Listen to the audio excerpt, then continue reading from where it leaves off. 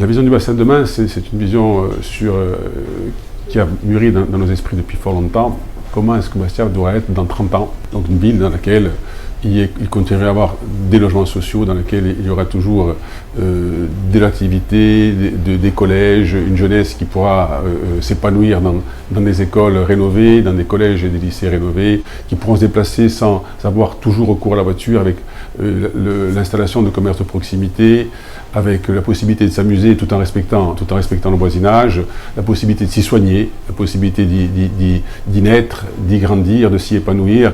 Tout ça, c'est le Bastia de demain qu'on veut construire, et ce Bastia de demain, on a la fierté de dire qu'on va le construire avec l'ensemble des Bastiais. Dans la prochaine mandature, on sait déjà qu'au niveau de l'îlot de la Poste, il va y avoir un projet qui va sortir de terre. Il y a trois groupements qui ont été retenus, qui vont faire nos propositions. Au mois d'avril, nous choisirons.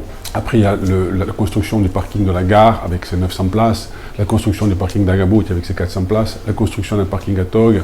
Tout ça, ce sont des parkings dits de rétention. Ensuite, il y aura la construction de la CCVU, donc c'est-à-dire la possibilité d'augmenter les fréquences de train qui permettront aux gens de se déplacer de Tog, puisqu'un tram sera construit entre Tog et Casamotz, et la gare plutôt, et ce qui permettra d'aller jusqu'à Casamotz. Ça permettra aux gens de toute l'agglomération de se déplacer d'un bout à l'autre de cette agglomération au sens large, puisqu'on ira jusqu'à Boutchan, et de créer une vraie unité entre ces communes, et de créer justement une synergie entre l'action des différentes communes, mais également une synergie au sein de l'activité économique entre les différentes entreprises, entre le port, l'aéroport. Tout ça, ce sont des actions qui vont être rapidement menées, mises en place. Là, il y a la rénovation du théâtre, il y a aussi la rénovation du palais Carafe, il y a la continuation de la rénovation du patrimoine religieux. Tout ça, ce sont des travaux qui sont prévus et qui vont voir le jour entre 2020 et 2026.